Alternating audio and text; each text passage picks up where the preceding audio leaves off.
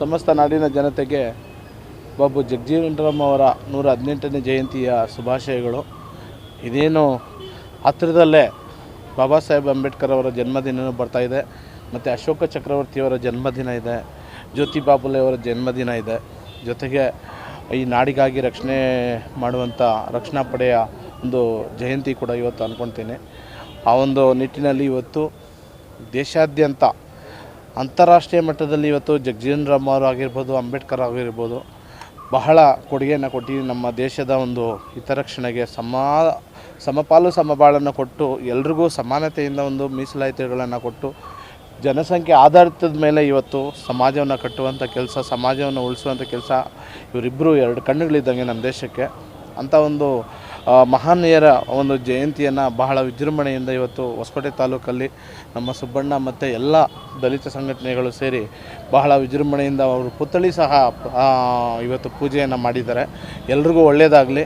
ಸದಾ ಬಾಬಾ ಸಾಹೇಬ್ ಮತ್ತು ಜಗಜೀವನ್ ರಾಮ್ ಮತ್ತು ಇನ್ನೊಬ್ಬರು ಮಹನೀಯರು ಕಾಂಶೀರಾಮ್ಜಿ ಅವರು ಇವತ್ತು ಈ ದೇಶದಲ್ಲಿ ಏನಾದರೂ ದಲಿತರು ಒಂದು ಅಧಿಕಾರವನ್ನು ಹಿಡಿಬೇಕು ಅಂಥೇಳಿ ಸುಮಾರು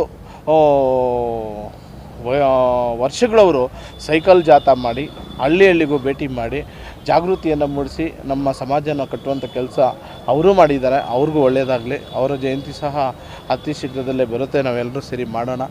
ಜೊತೆಗೆ ಇವತ್ತು ಅಂಬೇಡ್ಕರ್ ಅವರು ಬಡತನದಲ್ಲಿ ಬಂದಿದ್ರು, ಜಗಜೀವನ್ ರಾಮ್ ಅವರು ಸುಮಾರು ಅವ್ರಿಗೆ ರಾಜಕೀಯ ಮಾಡಬೇಕು ಅನ್ನೋ ಉದ್ದೇಶ ಇಲ್ಲ, ಯಾವುದೂ ಇಲ್ಲ. ಅವರ ಒಂದು ಕೊಡುಗೆ ಎಷ್ಟಿದೆ, ಅವರು ಎಷ್ಟು ಸಾಹುಕಾರರು ಅಂದರೆ ಸುಮಾರು 6 ಗಂಟೆಗಳ ಕಾಲ ಅವ್ರ ಜಮೀನಲ್ಲಿ ರೈಲು ಪ್ರಯಾಣ ಮಾಡುತ್ತಂತೆ. ಅಂಥ ದೊಡ್ಡ ಸಾಹುಕಾರ ಅವರು.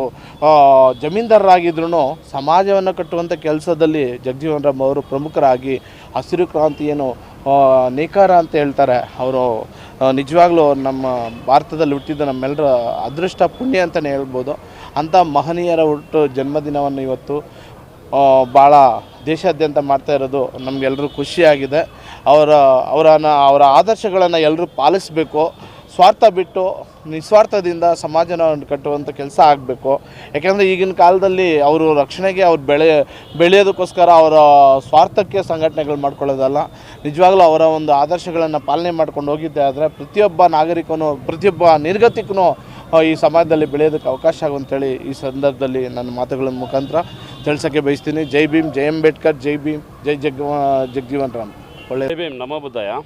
ಏನು ಇವತ್ತಿನ ದಿನ ಹಸಿರು ಕ್ರಾಂತಿಯ ಹರಿಕಾರ, ರಾಷ್ಟ್ರ ನಾಯಕ, ಮಾಜಿ ಉಪ ಪ್ರಧಾನಿಗಳಾದ ಬಾಬು ಜಗಜೀವನ್ ರಾವ್ರವರ 118ನೇ ಒಂದು ಜನ್ಮದಿನೋತ್ಸವವನ್ನು ಇವತ್ತಿನ ದಿನ ಹೊಸಕೋಟೆ ಟೌನಿನ ನಮ್ಮ ತಾಲೂಕು ಕಚೇರಿ ಮುಂಭಾಗ ಜಾತ್ಯತೀತವಾಗಿ, ಪಕ್ಷಾತೀತವಾಗಿ ಎಲ್ಲ ಸರ್ವಧರ್ಮೀಯರು ಸೇರಿ ಇವತ್ತಿನ ದಿನ ಮುಂಭಾಗದಲ್ಲಿ ಬಾಬಾ ಸಾಹೇಬ್ ಅಂಬೇಡ್ಕರ್ ಅವರಿಗೆ ಮಾಲಾರ್ಪಣೆ ಮಾಡುವ ಮೂಲಕ ಇವತ್ತಿನ ಶುಭಾಶಯಗಳನ್ನು ತಿಳಿಸಿ ಇವತ್ತಿನ ದಿನ ಆಚರಣೆ ಮಾಡುವ ಮೂಲಕ ತಮ್ಮ ಗಮನ ತಿಳಿಸಿದೆ ಅಷ್ಟೇ. ಜೈ ಭೀಮ್. ಇವತ್ತಿನ ದಿನ ಪ್ರತ್ಯೇಕವಾಗಿ ನಮ್ಮ ಹೊಸಕೋಟೆ ತಾಲೂಕಿಗೆ ನಮ್ಮ ಉಡಿ ಚಿನ್ನಿಯಣ್ಣವರು ಆಗಮಿಸಿ ನಮ್ಮ ಜೊತೆಯಲ್ಲಿ ಇವತ್ತಿನ ಕೈ ಜೋಡಿಸಿ ಈ ಜಯಂತಿ ಎಲ್ಲ ಪ್ರತಿಯೊಂದು ಹೋರಾಟಗಳಲ್ಲಿ ನಿಮ್ಮ ಜೊತೆ ಇರ್ತೀನಿ ಅಂತ ಹೇಳ್ಬಿಟ್ಟು ಇವತ್ತಿನ ಉಡಿ ಚಿನ್ನಿಯಣ್ಣವರು, ಭಾರತ ಜ್ಯೋತಿ ಡಾಕ್ಟರ್ ರಾಮಚಂದ್ರಣ್ಣವರು, ಪ್ರಖ್ಯಾತ ಒಂದು ಸಮಾಜ ಸೇವಕರು ಇವತ್ತು ನಮ್ಮ ಜೊತೆ ಬಂದಿದ್ದಾರೆ. ಅವ್ರಿಗೂ ಸಹ ಬಂದಿರೋದಕ್ಕೆ ನಾವು ಸ್ವಾಗತ ಕೋರ್ತಾ ಇದ್ದೀವಿ. ಜೈ ಭೀಮ್.